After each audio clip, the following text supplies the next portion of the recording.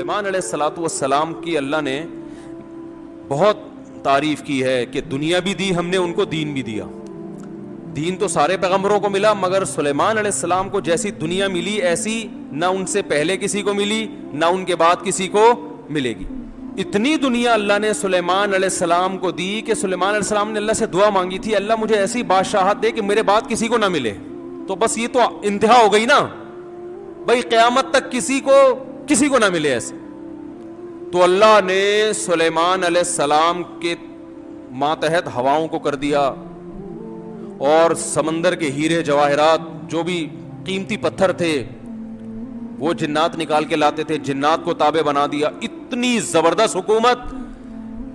لیکن موت کا منظر بڑا عجیب. میں پہلے سوچتا تھا یا اللہ تو نے سلیمان علیہ السلام کو اس طرح سے کیوں موت دی ہے؟ لاٹھی ہاتھ میں, اپنی شاہی کرسی پہ بیٹھے ہوئے ہیں, اور جنات کے ذریعے تعمیرات کروا رہے ہیں عمارتوں کی, اور جنات بہت ٹینشن میں, کیونکہ جن کسی کے قابو, یہ جو عامل کہتے ہیں نا جن ہمارے قابو میں, اصل میں یہ جنات کے قابو میں ہوتے ہیں. جنات ان کا کان مروڑ ہوتے ہیں, اب یہ منتر پڑھ, چل اب یہ کر. جن ان کے قابو میں نہیں ہوتے. وہ تو سلیمان علیہ السلام کا معجزہ تھا کہ جنات کو قابو میں لے لیا انہوں نے. کیوں قابو آئیں گے؟ جن بولے گا تم ہو کیا, تمہاری اوقات کیا ہے؟ جنات کوئی چھوٹی موٹی مخلوق تھوڑی ہے, عمریں لمبی ہوتی ہیں جنات کی. ایک آدمی گیا فلیٹ میں, کسی نے بتایا یہ خالی فلیٹ ہے, اس میں جنات بھوت ہیں, نہیں جا. اس نے کہا کوئی جن ون نہیں ہوتا. وہ خالی پڑا ہوا تھا بہت عرصے سے. وہ کہتے ہیں نا خالی عمارتوں میں جن بھوت آ جاتے ہیں. بہت عرصے سے خالی پڑا ہوا تھا, ان کو فنٹر بننے کا شوق تھا. لوگوں نے کہا بھائی نہیں جا, اس میں بھوت ہیں. اس نے کہا کوئی بھوت نہیں ہوتا. گیا, دروازہ نوک کیا, آواز آئی کون؟ کہنے لگا میں فلاں صاحب ہوں, آپ یہاں رہ رہے ہیں, میں نے سنا یہاں جنات ہیں, دروازہ کھولیے. اس نے دروازہ کھولا, عجیب سی گول گول آنکھیں. کہا بھائی میں نے سنا یہاں جنات ونات ہیں. کہہ رہے نہیں ایسی بکواس ہے, میں تو 500 سال سے لے رہا ہوں, مجھے تو آج تک کوئی نظر نہیں آیا. کہنے لگا میں تو 500 سال سے رہ رہا ہوں, مجھے تو ابھی تک کوئی نظر نہیں. یہ بے ہوش یہی جن تھا بھائی, 500 سال سے انسان تو نہیں. تو سلیمان علیہ الصلوۃ والسلام بیٹھے ہیں, اللہ نے دیکھو اتنی طاقت اور قوت دی کہ جنات کو آپ کے تابع بنا دیا. قرآن کہہ رہا ہے جنات سخت ٹینشن میں محنت مزدوری کا کام کر رہے ہیں اور عمارتیں بنا رہے ہیں. یہ جو احرام مصر ہے عین ممکن ہے حضرت سلیمان علیہ السلام کی تعمیرات ہوں. اتنی ٹینشن میں جنات, اور ادھر سلیمان علیہ السلام ایسے عصا ہاتھ میں لے کے بیٹھے ہوئے ہیں. ہم نے موت کا فیصلہ کر دیا. کیسے عجیب انداز ہے. ارے بھائی یہ تو بادشاہ پہلے بیمار ہوتے, اپنا جانشین کسی کو بنا کے جاتے, اور ان کی تو صحت بھی ایسی کہ حدیث صحیح بخاری میں 100 بیویاں ہیں. بھائی کمزور آدمی تو تصور صحیح کیا ہو جائے گا, ڈپریشن میں چلا جائے گا. تو کیا خاندانی صحت ہوگی. پیغمبروں کو تو اللہ نے ویسے ہی بہت قوت دی ہوتی ہے, قابل رش صحت ہوتی ہے پیغمبروں کی. جنگ میں کمانڈر رہے ہیں, لڑائیاں لڑی ہیں جنگوں میں, اتنی زبردست صحت. اور بھائی آپ کی موت سے پہلے تو اللہ آپ کو بیمار کرتا, پھر علاج ہوتا, پھر طویل عرصہ, پھر بھائی نہیں بس اللہ نے موت دینی تھی تو دے دی, ایسے ہوتا نا. نا نا نا نا. اور پھر اتنی جائیدادیں, اتنا سب کچھ, تو پہلے اس کا سارا کیا کر لیتے, بانٹ بوٹ لیتے, جانشین بنا لیتے, میرے بعد یہ میرا خلیفہ ہے, یہ فلانا ہے, ڈمکانا ہے. ہو سکتا ہے سب کو یقیناً کیا ہوگا پہلے سے آپ نے, لیکن ہمارے ہاں یہ سارے کام کیے جاتے ہیں جب موت کے آثار ظاہر ہونا شروع ہو جائیں. ادھر قرآن کہہ رہا ہے ہم نے سلیمان کو موت دینے کا ارادہ کیا, اور کس وقت, جب وہ بیٹھے ہوئے تعمیراتی کام کروا رہے ہیں جنات کے ذریعے اور انسانوں کے ذریعے. اور اللہ فرماتے ہیں ایسے فرشتہ آیا, روح نکال کے چلا گیا. انبیاء کا جسم موت کے بعد بھی خراب نہیں ہوتا. مرزا غلام احمد قادیانی کی قبر کھول کے دیکھو, اگر ایک ہڈی بھی بچی ہوئی ہے نا, ایک ہڈی بھی اس کمبخت کی باقی ہے, تو جو سزا دینا چاہو آپ دے سکتے ہو. سمجھ رہے ہو, نبی کا جسم کبھی بھی خراب نہیں ہوتا. قادیانی ہو سکا اس کی ایک دفعہ قبر کھول کے دنیا کو دکھا دو بس تم. انبیاء کا جسم خراب نہیں ہوتا. تو قادیانی ہو سکتا ہے یہ گستاخی کریں کہ نبی صلی اللہ علیہ وسلم کی تو قبر کوئی کھول نہیں سکتا. تو بھائی نبی صلی اللہ علیہ وسلم کو ہم بھی نبی مانتے ہیں اور آپ بھی نبی مانتے ہیں, اور آپ پر تو اجماع ہے, بلکہ اس کو تو غیر مسلم بھی مانتے ہیں کہ آپ کی باڈی خراب نہیں ہوئی ہے, اس لیے کہ آپ صلی اللہ علیہ وسلم کے جسد اطہر کو قبر مبارک سے نکالنے کی بہت زیادہ کوششیں ہو چکی ہیں ماضی میں, غیر مسلموں نے کی ہیں سرنگیں بنا بنا کے. اس کا مطلب ان کو بھی پتا تھا کہ جسم کیا ہے, سلامت ہے. تو انبیاء کا جسم کبھی بھی خراب نہیں ہوتا.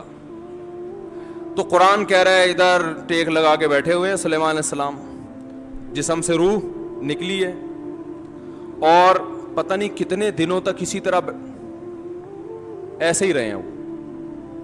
وہ چونکہ اس طرح سے ٹیک لگی ہوئی تھی کہ گرے نہیں ہیں. اب دیمک نے کھانا شروع کیا سلیمان علیہ السلام کی لاٹھی کو. اللہ فرماتے ہیں زمین پر رینگنے والے کیڑے نے جب لاٹھی کو کھانا شروع کیا ہے تو کتنے دن لگتے ہیں کیڑے کو لاٹھی کو کھانے میں. تو جب لاٹھی کو اتنا کھا لیا کہ بیلنس آؤٹ ہو گیا تو سلیمان علیہ السلام زمین پر گر پڑے. پھر جنات کو پتا چلا کہ بھائی ان کا تو بہت دن پہلے انتقال ہو چکا ہے. اللہ فرماتے ہیں کہ اگر جنات کو پہلے سے پتا ہو جاتا کہ ان کی موت واقع ہو چکی ہے تو اتنی سخت ٹینشن میں جو انہوں نے دن گزارے اس ٹینشن میں وہ دن نہیں گزارتے. جیسے ہی جنات کو پتا چلا کہ ان کا انتقال ہو گیا, جس نے جہاں اینٹ لگائی تھی نا وہیں چھوڑ کے بھاگ گیا. ان کو پتا تھا قیامت تک کوئی عامل کا باپ بھی مجھے قابو نہیں کر سکتا. جو کنسٹرکشن کا کام جہاں تک تھا نا وہیں سے جنات نکل لیے. ورنہ سلیمان علیہ السلام 2-4 عاملوں کے ذمہ لگا کے چلے جاتے, بھائی میں کسی بھی وقت دنیا سے جا چکا ہوں, جا سکتا ہوں, تو ان کو ذرا پکڑ کے واپس لانا, جو 2-4 اینٹیں رہ گئی وہ تو لگا دیں. اللہ فرماتے ہیں کہ جنات کو پہلے سے پتا ہوتا نا کئی دن پہلے ان کا انتقال ہو چکا ہے تو یہ اتنی سخت ٹینشن میں نہ ہوتے. وہ تو یہی دیکھ رہے ہیں ہماری نگرانی کر رہے ہیں ایسے, کیونکہ چہرہ بھی بالکل اسی طرح, چہرے پہ رونق اسی طرح جیسے زندگی کے آثار ہوتے ہیں, بالکل وہی کنڈیشن. اصل میں سلیمان علیہ السلام کے پاس وسائل بہت تھے, حکومت بہت تھی, کام اس طرح سے بہت پھیلا ہوا تھا.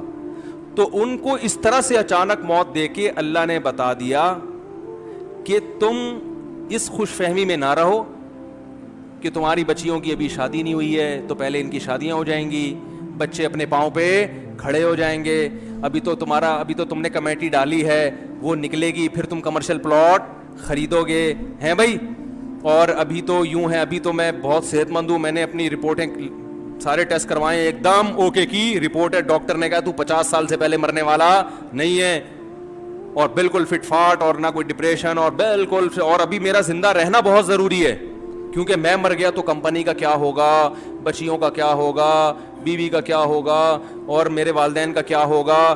تو اللہ نے بتایا تم کس کھیت کی مولی ہو بھائی, اتنے بڑے پیغمبر اور اتنے وسائل کہ تم ان وسائل کا تصور نہیں کر سکتے. میں نے جب ارادہ کیا تو ان سے مشورہ نہیں لیا, بیٹھے بیٹھے موت دے دیے, سارے کام ادھورے, سارے پروجیکٹ, وہ جو اینٹ جہاں رہ گئی تھی نا آخری جن وہ چھوڑ کے بھی بھاگا ہے. تو تمہارے پروجیکٹ کی کیا حیثیت ہے, تم کس کھیت کی مولی ہو بھائی. تو جس کو جتنی دنیا بھی دے دوں سیکنڈ بھی نہیں لگے گا چھیننے میں, تو زیادہ فنڈر بننے کی کوشش, اپنی جو صحت کی رپورٹیں ہیں نا, کولیسٹرول لیول بالکل سیٹ ہے بھائی, ہر سب کچھ ٹھیک ہے, اس کے باوجود بیٹھے بیٹھے مار دوں گا. وہ ہمارے یہاں بہاریوں میں مشہور ہے کہ جب موت آتی ہے نا اونٹ پہ بیٹھے ہوئے آدمی کو کتا کاٹ لیتا ہے, جو نہ کٹے آری سے کہتے ہیں نا وہ کٹے بہاری سے. تو ان باتوں کی وجہ سے تو کہتے ہیں لوگ, ویسے بہت اچھے لوگ ہوتے ہیں, کوئی ناراض نہ ہو جاؤ بھائی, لیکن باتیں بہرحال بہت ٹائٹ کرتے ہیں. جو نہ کٹے آری سے کہتے ہیں وہ کٹے. تو اونٹ پہ بیٹھے ہوئے آدمی کو کیا کاٹ لیتا ہے. ہمارے بہاری دوست تھے, ابھی بھی ہیں, تھے کیا, بیان بھی سنتے ہوں گے انشاءاللہ. وہ ایک کہتے تھے مفتی صاحب جب شامت آتی ہے تو اونٹ پہ بیٹھے ہوئے آدمی کو, میں نے کہا یار باتیں تمہاری بڑی ٹائٹ ہیں یار, اونٹ پہ بیٹھے ہوئے آدمی کو کیا کاٹ لیتا ہے, کتا. تو ہم اور آپ کس کھیت کی مولی ہیں بھائی. ہمارے ایک دوست تھے, بڑے مالدار بھی تھے, اور مدرسے میں ہمارے ساتھ پڑھا کرتے تھے, اکلوتے بیٹے تھے والدین کے. والدین نے ان کو عالم بنانے کے لیے سارے وسائل لگا دیے. جب عالم بن کے فارغ ہوئے ایکسیڈنٹ میں ان کی موت واقع ہو گئی.